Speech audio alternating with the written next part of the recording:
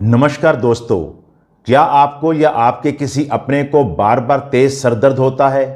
क्या वह सरदर्द कुछ घंटों से लेकर कई दिनों तक बना रहता है? क्या वह उल्टी, रोशनी से चिढ़ या आवाज़ से परेशानी के साथ आता है?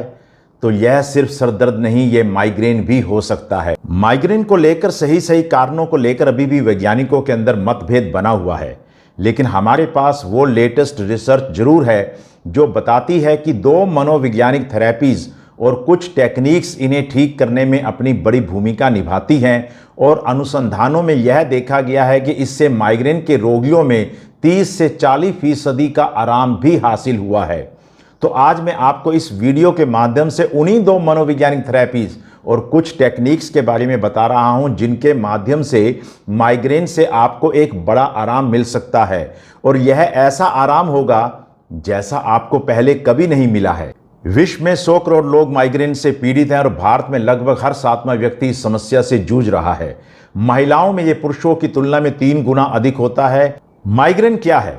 माइग्रेन एक न्यूरोलॉजिकल डिसऑर्डर है जिसमें दोबारा होने वाले तेज सरदर्द, संवेदनशीलता और कई बार पूर्व संकेत यानी कि आरा भी आते हैं। मतलब कि माइग्रेन होने से पहले भी संकेत आने लग जाते हैं कि अब ये माइग्रेन का सरदर्द किसी व्यक्ति को होने वाला है। माइग्रेन होने के अभी कोई स्पष्ट कारण तो नहीं मिले हैं, किंतु विज्ञान इसकी एक्सप्लेनेशन कुछ इस प्रकार से करता है, जैसे न्यूरोलॉजिकल मैकेनिज्म में बदलाव आता है, नसों में सूजन और CGRP नामक न्यूरोपेप्टाइड का रिलीज होना भी माना जाता है। माइग्रेन शुरू होने से पहले ब्रेन स्टेम के एक्टिवेट भी हो जाना इसका कारण माना जाता है। जेनेटिकल मेकअप, हार्मोनल बदलाव, दवाइयों का प्रभाव आदि की बात भी की जाती है। यह भी देखा गया है कि तनाव, चिंता, नींद की कमी, टाइप ए पर्सनैलिटी, नींद का पैटर्न बदलना, PTSD माइग्रेन को बढ़ाते हैं। अब बात करते हैं उन दो थेरेपीज की जिसके बारे में रिसर्च हो चुकी है कि यह माइग्रेन को ठीक करने या उसमें से आराम दिलवाने में सबसे महत्वपूर्ण भूमिका निभाते हैं। इनका नाम है MBSR और CBT। माइग्रेन में दिमाग हाइपर एक्साइटेबल हो जाता है और साइकोलॉजिकल थेरेपी से इस सेंसिटिविटी को कम किया जा सकता है। अमेरिकन हेडेक सोसाइटी और NIH ने CBT और MBSR को पहली पसंद के नॉन ड्रग उपचार माना है। MBSR mindfulness based stress reduction, इसको 1979 में डॉक्टर जॉन काबट-जिन ने तैयार किया था। यह प्रोग्राम वैज्ञानिक रूप से सिद्ध है और इसका उद्देश्य तनाव, चिंता, दर्द, अनिद्रा, माइग्रेन और अन्य मानसिक और शारीरिक समस्याओं को कम करना होता है। अब मैं आपको बहुत ही आसान भाषा में MBSR के 8 मुख्य स्टेप्स बताता हूं जिनको आप अपने घर पे ही कर सकते हैं। नंबर 1, बॉडी स्कैन मेडिटेशन, यानी कि आपने अपने शरीर की एक प्रकार से स्कैनिंग करनी है। शरीर के प्रत्येक हिस्से को एक एक करके ध्यान से महसूस करना है और वहां मौजूद तनाव को पहचानना है और फिर उसे रिलीज कर देना है। नंबर 2, माइंडफुलनेस ब्रीदिंग, सांस के हर आने जाने को आपने ध्यान से महसूस करना है बिना उसके पैटर्न को बदले हुए। यह अभ्यास मन को वर्तमान क्षण में लेकर आता है। नंबर 3, माइंडफुलनेस वॉकिंग, धीरे धीरे चलना, हर कदम को गहराई से महसूस करना। यह अभ्यास आपने रोज रोज की गतिविधियों में सजगता के साथ करना है।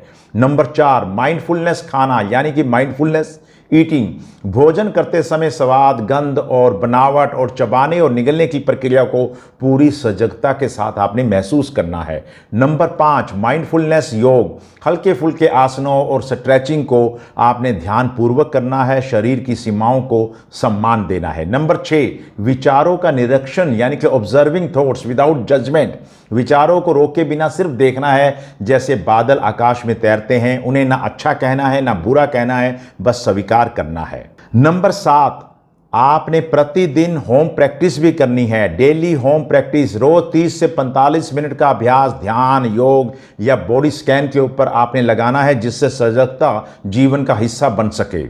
नंबर 8, साइलेंट रिट्रीट, 8वें सप्ताह के अंत में एक पूरा दिन आपने मौन में बिताना है, इसे साइलेंट रिट्रीट कहते हैं। अभी जो मैंने आपको 8 स्टेप्स बताए हैं, इन 8 स्टेप्स को आपने 8 सप्ताह तक करना है और 8वें सप्ताह का जो आखिरी दिन होगा उस दिन आपने मौन व्रत करना है और आप देखेंगे कि उसके बाद आपको माइग्रेन से एक बड़ा आराम मिल जाएगा।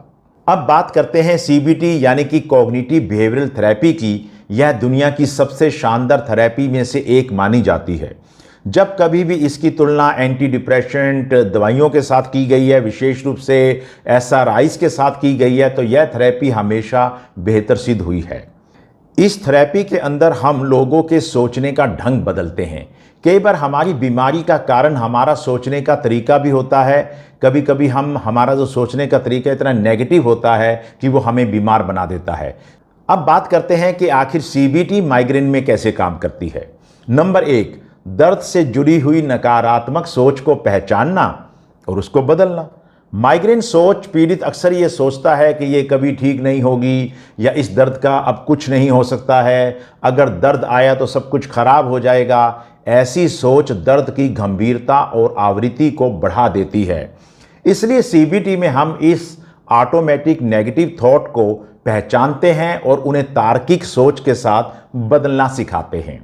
नंबर 2, भयानक सोच को कम करना। माइग्रेन से डर कभी कभी इतना बढ़ जाता है कि व्यक्ति हर समय संभावित हमले से डरता रहता है। यह डर तनाव बढ़ाता है जो खुद के लिए एक इनिशिएटिव बन जाता है। CBT इस सोच को तोड़ता है। दर्द है लेकिन मैं उसके साथ रहकर भी काम कर सकता हूं, इस प्रकार की सोच के अंदर बदलाव लाया जाता है।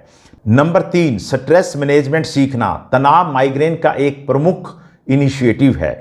CBT सिखाता है कि समस्या सुलझाने के कौशल, असर्टिवनेस, कभी कभी ना कहना, समय पर उसका प्रबंधन करना, रिलैक्स करने की टेक्निकें, यह तनाव को कम करता है जिससे आमतौर पे माइग्रेन की तीव्रता भी घट जाती है। नंबर 4, अवॉइडेंस बिहेवियर को बदलना। माइग्रेन के डर से लोग बाहर जाना बंद कर देते हैं, सामाजिक कार्यक्रमों से कटने लग जाते हैं, काम या पढ़ाई में भाग लेना छोड़ देते हैं।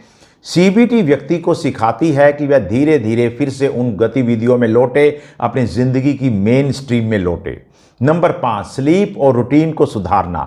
CBT में स्लीप हाइजीन और बिहेवियरल एक्टिवेशन सिखाई जाती है। सोने जागने का पैटर्न नियमित किया जाता है, स्क्रीन टाइम कम करवाया जाता है और सुबह की दिनचर्या को स्थापित किया जाता है, क्योंकि एक अनियमित नींद भी माइग्रेन को इनिशिएट करती है। नंबर 6, पेसिंग टेक्निक्स, ऊर्जा का संतुलन। माइग्रेन का मरीज कभी कभी अच्छा महसूस करते ही ज़्यादा काम करना शुरू कर देते हैं और फिर बर्नआउट का शिकार हो जाते हैं। CBT सिखाती है कि काम और आराम के बीच में आपने एक संतुलन स्थापित करना है और ऑल और नथिंग पैटर्न से बचना है। एक मेटा एनालिसिस जो कि बुश द्वारा 2018 में किया गया, उसमें पाया गया कि CBT और दवाइयों का इस्तेमाल किया गया तो माइग्रेन की तीव्रता और फ्रीक्वेंसी में 50% तक की कमी आई। जिन लोगों को सिर्फ दवाइयों से आराम नहीं मिल रहा है, वह CBT और MBRS को अपने जीवन शैली में शामिल अवश्य कीजिएगा और आपको आराम भी अवश्य मिलेगा। इन दोनों थेरेपीज के अलावा आपने अपनी गट हेल्थ का भी विशेष ध्यान रखना है। इसके लिए आपने प्रोबायोटिक डाइट जरूर लेनी है। अच्छी मात्रा में पानी का सेवन करना है, क्योंकि पानी की कमी से ब्रेन थोड़ी देर के लिए श्रिंक हो जाता है, जिससे ब्रेन की सेंसिटिव नर्व्स प्रभावित होती हैं और सर दर्द होना शुरू हो जाता है। और अगर हम बात करें डाइट की, तो आपकी डाइट के अंदर मैग्नीशियम सप्लीमेंट अवश्य होना चाहिए, क्योंकि इससे बड़ा आराम मिलता है। आपको अपनी डाइट में 5 चीज से भी बचना है: cheese, chocolate, coffee, cola and citrus fruit.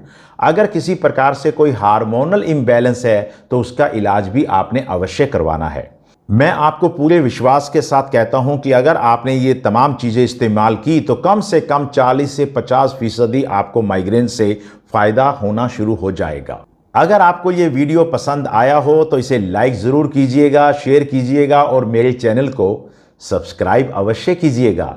In therapy के बारे में कोई जानकारी लेनी हो तो आप मुझे मैसेज भेज सकते हैं। आपका बहुत बहुत धन्यवाद।